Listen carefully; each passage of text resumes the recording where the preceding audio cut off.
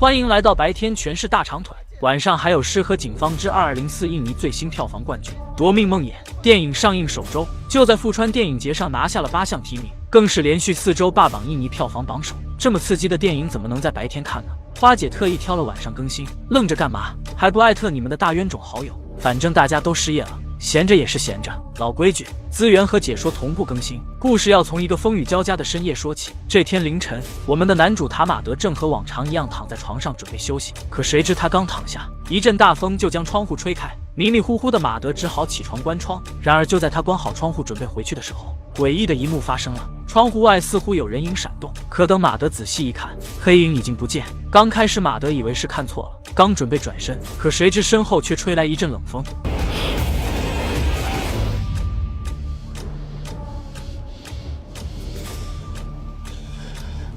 恐怖的一幕吓到了马德，可谁知下一秒，马德却突然从床上惊醒。原来刚才的一幕竟然是梦，而这已经不是马德第一次做这样的噩梦了。自从上次车祸中亲眼目睹父母惨死在身旁，马德就经常被噩梦困扰。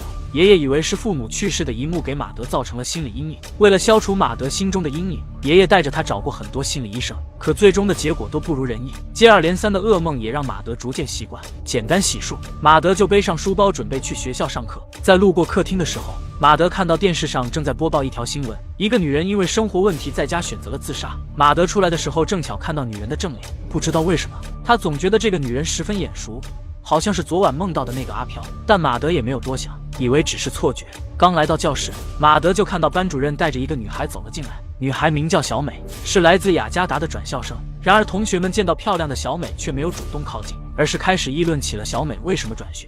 原来网上早就传开了，说小美可以看到一些脏东西，同学们都害怕和她接触，生怕遇到什么不干净的东西。看着孤零零的小美，马德想要过去打声招呼，可却被朋友小杰叫住。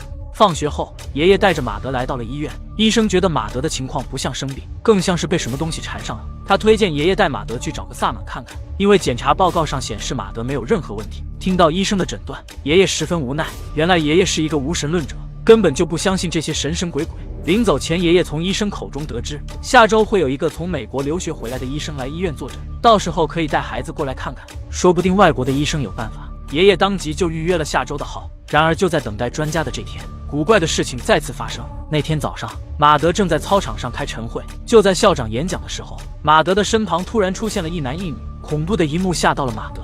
就在他不知所措的时候，小美突然拉住了他的手。Сделай глубокий вдох。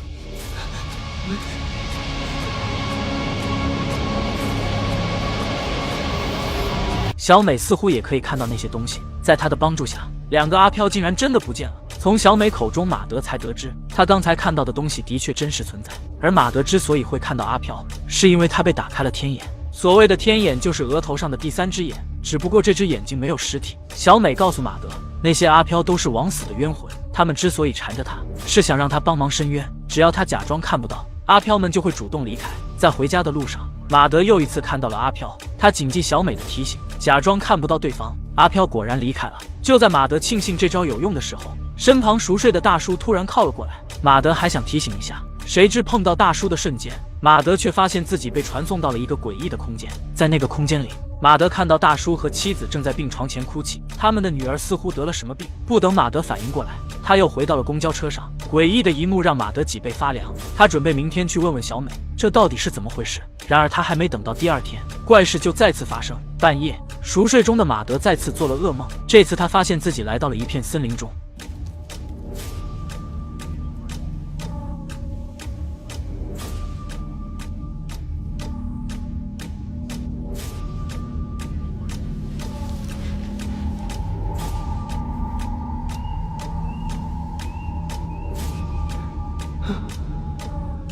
是对的，你где я？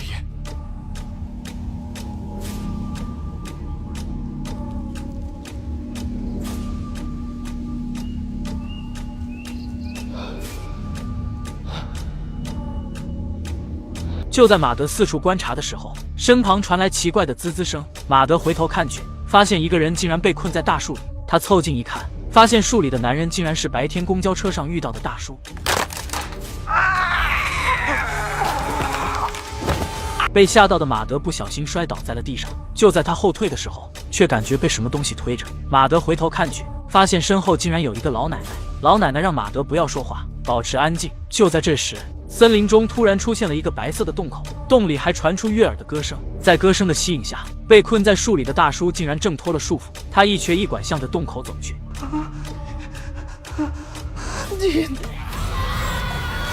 就在这时，老奶奶说话了，她让马德赶快离开，洞里的东西要出来了。不等马德说话，他就看到老奶奶竟然用树枝插向了自己的脖颈，恐怖的一幕吓到了马德，他慌张地向着森林跑去，谁知一个狡猾，马德不小心摔到了树枝上。等他再睁眼，发现自己又回到了家里。原来昨晚的一幕依旧是梦。一脸疲惫的马德拿上书包准备去学校，可刚出来，他就看到电视上又在播报自杀的新闻。马德仔细一看，发现这次自杀的人竟然是昨天公交车上的那个大叔。看着电视里的新闻，马德再也无法淡定。他和小杰找到小美，将昨晚的一幕告诉了对方。听完马德的描述，小美觉得他昨晚看到的并不是梦，而是亡灵和现实的交界处。至于马德为什么会被传送到那个地方，小美也不知道，但小美推测，那个洞里唱歌的女人一定和马德有关系，是她指引马德去了那个地方。她让马德回忆一下，是不是得罪过对方，可马德却根本不认识女人，更别说得罪了。小美让马德留意一下，他可能还会被传送过来。正如同小美推测的一样，当天夜里马德就再次做了相同的梦，这次被抓走的是一个女人。就在马德不知所措的时候，昨晚的老奶奶再次出现。老奶奶告诉马德，她是被选中的人，只有她才能对付洞里的女人。不等马德说话，老奶奶就捡起了一旁的树枝。等马德再睁眼，他又回到了家里。马德来到客厅，发现电视上正在播报新闻，这次遇害的正是他昨晚看到的那个女人。接二连三的噩梦让马德无法好好休息，他再次找到小美，想让小美看看洞里的女人到底是谁。小美想到了一个办法，她准备将昨晚去世女人的灵魂召唤上来，或许她知道原因。放学后，三人来到了马德的卧室，小美坐在地上，念出了一段奇怪的咒语。一阵阴风吹过，女人竟然真的跑到了小美身上。女人告诉马德，快去找梅姨，还说出了梅姨的地址。然而不等女人说完，小美却又突然被另一个恶灵附身。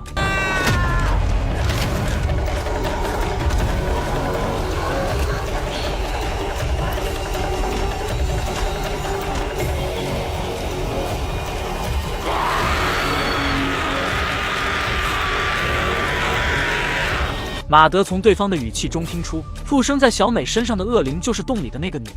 好在对方没有为难小美，警告了马德几句就果断离开了。为了搞清楚这到底是怎么回事，马德和小杰以及小美骑车赶到了女人所说的村子。刚来到村口，马德就见到了那晚在森林里见到的老奶奶。老奶奶自称名叫梅姨，她已经等待马德好久了。从梅姨口中，马德才得知了事情的前因后果。原来树洞里的女人名叫卡莎，是村里非常厉害的一位灵媒。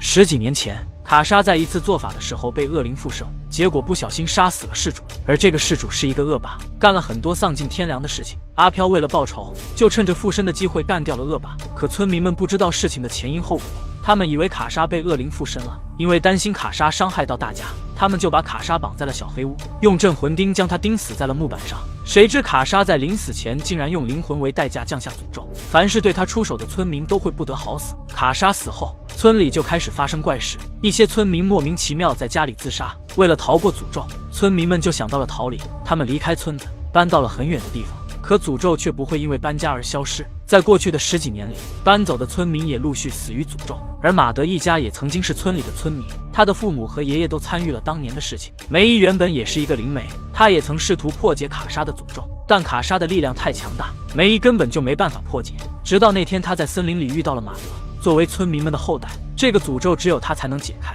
而想要解开诅咒的办法也很简单，就是找到卡莎的尸体，将尸体烧掉。这样一来，卡莎的灵魂就无法再作恶。梅姨已经打听清楚了，卡莎的尸体就被他的儿子供奉在家里，而卡莎的儿子正是马德家的佣人苏门。原来这些年来，苏门一直在帮助母亲复仇，马德父母的车祸也不是意外，而是苏门一手造成的。梅姨推测卡莎一定会来阻止他们，所以他们必须分成2路。梅姨让马德去交界处拖着卡莎，小美和小杰则趁机去烧掉尸体。事不宜迟，马德决定现在就开始行动。行动前，梅姨教了马德一些简单的巫术，虽然不是什么强大的法术，但拖住卡莎还是可以的。在梅姨的帮助下，马德进入了交界处，小美和小杰则前往了卡莎家。然而众人刚刚开始行动，苏门就出现在了家里。苏门一刀就干掉了梅姨，而马德还不知道梅姨已经被干掉了。刚来到交界处，他就看到爷爷被卡莎抓住了。马德使出了梅姨教的法术，操控着树根缠住了卡莎。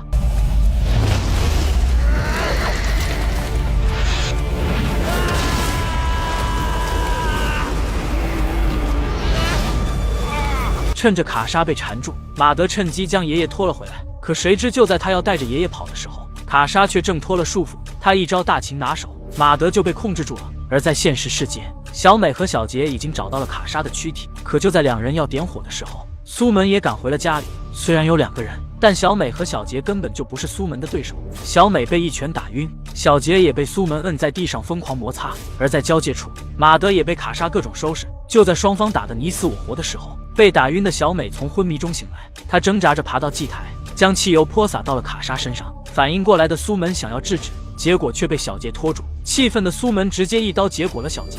可等苏门转身，小美已经点燃了火柴，祭台上的卡莎顿时燃起大火。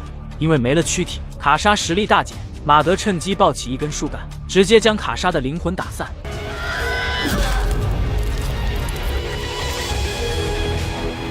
故事的最后，马德成功带着爷爷的灵魂回到了现实，苏门也被警方逮捕，可小杰却因为重伤再也没能醒来。以上就是2024印尼最新惊悚电影《夺命梦魇》的全部内容。总体来看，电影的质量还不错，因为画面太海皮了，基本放不上来，所以花姐直接跳过了一些剧情。好了，今天的分享就到这里了，我们下期再见。